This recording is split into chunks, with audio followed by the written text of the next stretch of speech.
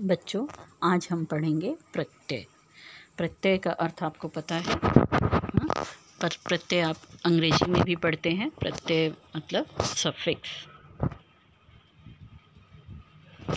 यहाँ पर कुछ शब्द और चित्र दिखाई दे रहे हैं, जैसे तैराक, सजावट, बचपन, जादूगर, भलाई, रोजाना। तैराक, हमने देखा कि तैराक शब्द जो है वो दो शब्द और शब्दांश से बनकर बने हैं। जैसे तैर, तैर माने तैरना, और उसमें हमने आँख जोड़ा तो बना तैराक, यानी नया शब्द। तैरना शब्द यानी तैर में आँख जोड़ने पर एक नया शब्द का निर्माण होता है। सजावट, सज जो है यानी सजना, और उसमें सजाना, सजना, उसमें आवट जोड़ा तो बना सजावट।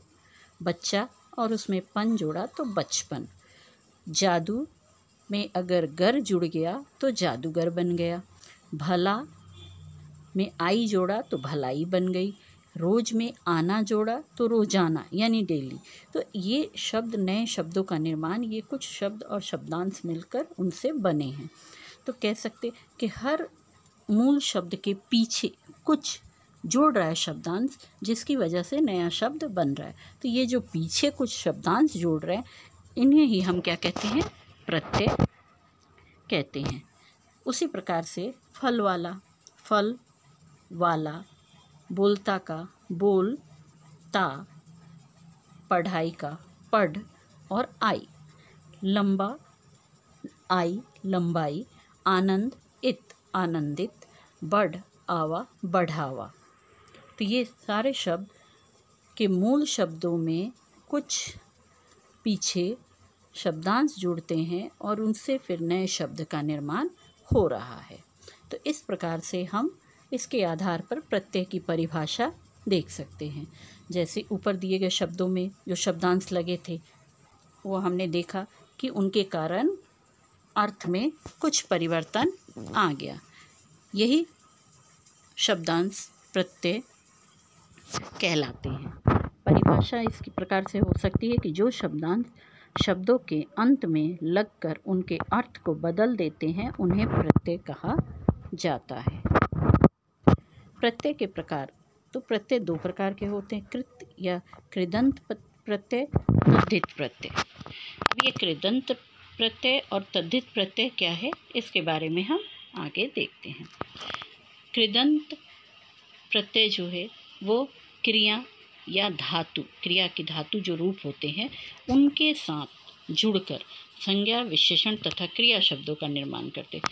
मतलब क्रिया की धातु रूप के साथ या क्रिया शब्द के साथ कुछ शब्दांश जुड़ते हैं और फिर संज्ञा, विशेषण या फिर क्रिया शब्द बनते हैं। जैसे यहाँ पर देखो, लिखना शब्द जो है वो है क्रिया, लिखना, उसका धातु रूप है लिख।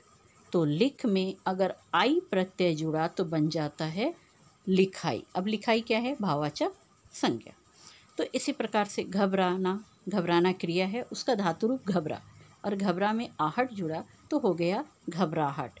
भूल के साथ अक्कड़ जुड़ा तो हो गया भुलक्कड़। ये सभी कृत प्रत्यय। अभी तद्धित प्रत्यय देखते हैं कि तद्धित क्या होता है। तद्धित प्रत्यय जो है वो, उसका मूल शब्द संज्ञा, सर्वनाम, विशेषण और अव्यय होते हैं, और उनके अंत में यानी पीछे जो शब्दांश लगते हैं वो लगकर नया शब्द बनाते हैं, और इन्हीं को हम कहते हैं तद्धित प्रत्यय।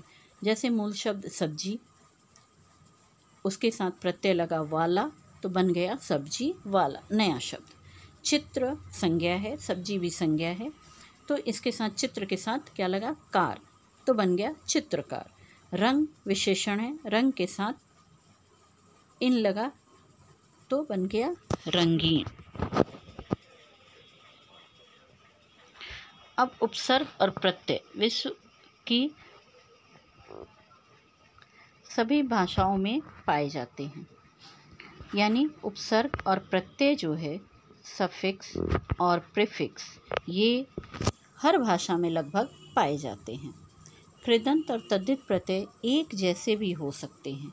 जैसे आहट शब्दांश जो है वो कृत में यानी थरथराना क्रिया है, उसके साथ लगता है तो बन जाता है थरथराहट।